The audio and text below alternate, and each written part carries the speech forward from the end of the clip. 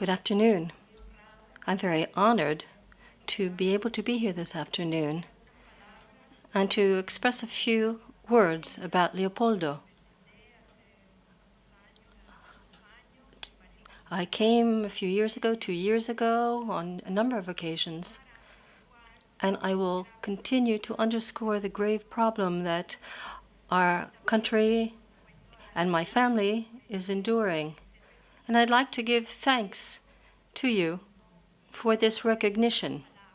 And I'm going to read a few words now.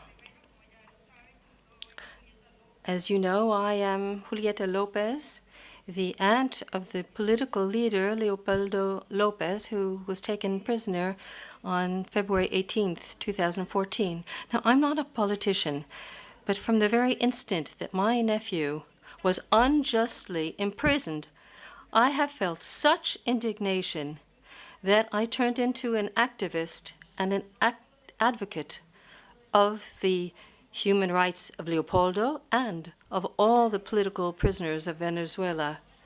I would like to thank UN Watch and all the organizations that are sponsoring this event for their recognition of my nephew's struggle for democracy and for his great merit as a champion of human rights. What I am going to recount now is common knowledge. For the past 2 years, the abuses committed by the government against my nephew, beginning with his unfair imprisonment, have been denounced repeatedly. Now, you could think that what I am saying is redundant, but it is not. For the ill treatment, the arbitrariness, and the abuse perpetrated against my nephew has been stepped up. The government has changed its tactics of torture subtly, yet openly. Leopoldo was placed in an isolation cell as of the moment he was imprisoned. Now, this isolation is not an idea, something that we read about and we turn the page. It means constant pain. He endures deep cold that is hammering away at his soul and gets under his skin. His narrow and dark cell is not a metaphor. It's a way of repressing him, of intimidating him, above all, when they punish him and they cut off electricity and water. They monitor him from reading certain books. This is a crime against his freedom of thought, against his personal freedoms. He is deprived of receiving his father's letters and letters from his family.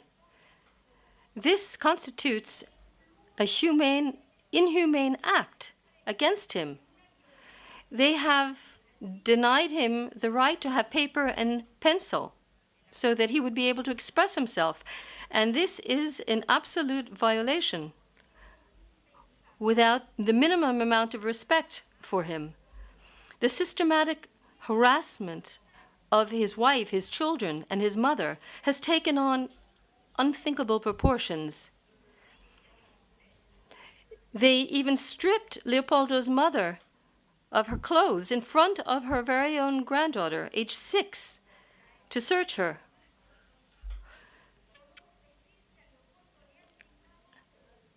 And she deserved, this child, to have more respect for her innocence. This is a grave violation. Now, I won't dwell on this. I'd just like to say that they have taken everything away from him except his thoughts, his strength, and his faith.